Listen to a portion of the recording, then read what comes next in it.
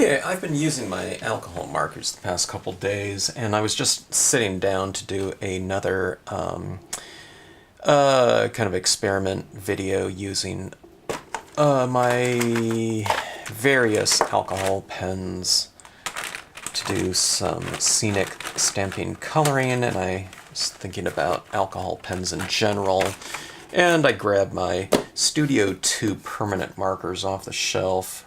It's a very old set. This company, I don't believe, is still around. I think they've been gone for quite some time, but I think the company was Graphic Marker USA. I just looked online to see if they were around, and someone mentioned them about if they could refill their markers that they hadn't used for like 10 years or something like that.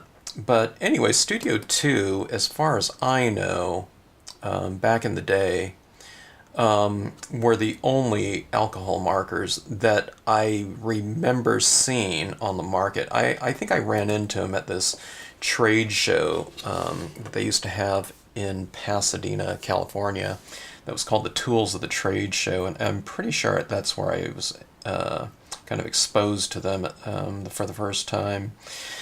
I was a student at the time, an art student in college, and there were other types of markers on the market. They probably still are, those ones that were really, really smelly, and design students used them a lot for comps, comprehensives. They're kind of their rough draft type of things. You see these really awesome kind of car illustrations, or, I don't know, industrial design types of usages. And I was an illustrator. Now, we didn't use pens in our work, but I do seem to recall wanting a set, and I like the idea of the Studio 2 ones being non-toxic, and it says it right here. But I also like the fact that they came in they wanted to be kind of an alternative, I think, to those kind of more xylene-based pens, those really stinky, smelly ones, as well as just a general line for those that just wanted, a different type of marker other than dye-based ink types, which there were many out there at the time. So these fit somewhere in between, I'm guessing, the dye-based ones and those kind of industrial xylene-based markers that were out there. But I liked the fact that they also came in various values of hue, different types of hue. So they had a full range of, all the different hues out there. But also you can buy your sets in, this one happens to be a 10%. I really like this case here too. This is a 10% value gradation of these various hues, and if, let me see if I can get this out of here. I don't know what. Here we go. This is 10% right here. Okay, and it says it on the labels right here. And these ones are all 60%. And I don't remember if it was a 10% and a 60%, or if you can just order 10% and 20% or whatever. Okay. But these are all, if I'm not mistaken, the same different hues as these ones down here. So you can see this, like, what is it? Vanilla. Oh, I don't know. Maybe they aren't the same colors here. Maybe they're just the different set. But these ones are 60% versions of those given hues, and I think the caps all remain the same.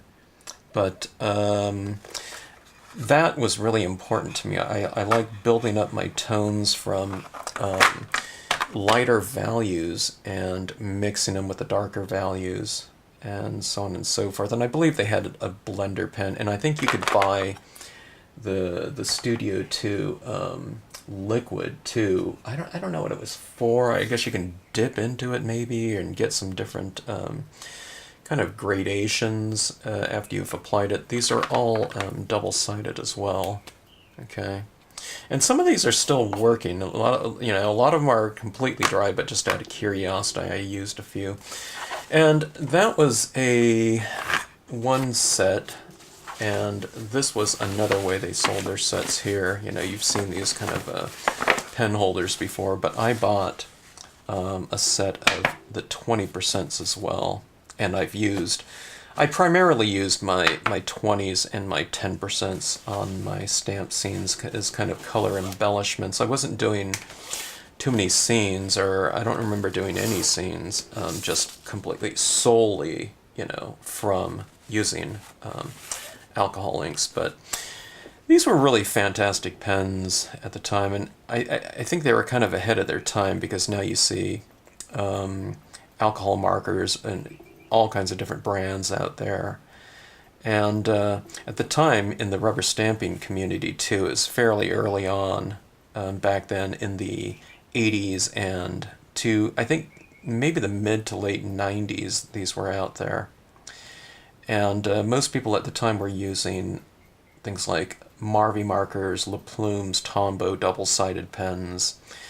And the alcohol markers really weren't kind of in the, I don't know, the consciousness, you know, ness of rubber stampers at the time. And I don't know, the internet was fairly early on, you know, you're talking about the mid-90s, and especially like the early 90s and whatnot, you know, the internet was kind of non-existent, so it wasn't easy to kind of get the exposure out there. And designers were using those other types of markers, you know, that were kind of, you know, the Pantone color-based ones and whatnot. I don't know if these ones coincided. It doesn't say a Pantone number or something like that on there, so I don't know.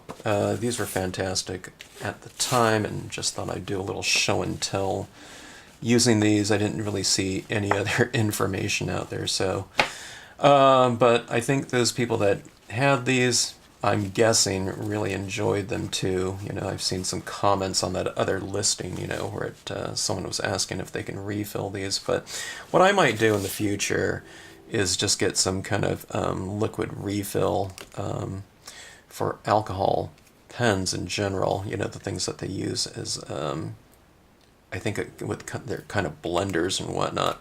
But I think what I can do is I think I can kind of remove this tip right here. I'll have to get a pair of pliers like on the thick end. This one actually has, looks like it's not real juicy, but it has some ink left in it. I think I can kind of pull this out and put it, you know, get like an eyedropper and put some drops. And I'm guessing this reservoir right here is the universal for both this side and this side in here. But a great little company. I'm guessing these were made in the USA. It says USA right here, and like these little labels right here. What time must have, you know, went into? This is just actually like taped around here.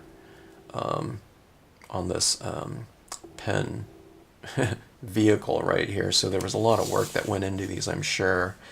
And if you can imagine all of the different values for each one of these different colors, and what that must have been like to manufacture these here domestically. But anyway, some really great stuff there, and these were some of my favorite tools at one point in time. And I don't know, I'm glad they were around, because they really came in handy for me. So anyways, Studio 2 Permanent Markers by Graphic Marker USA.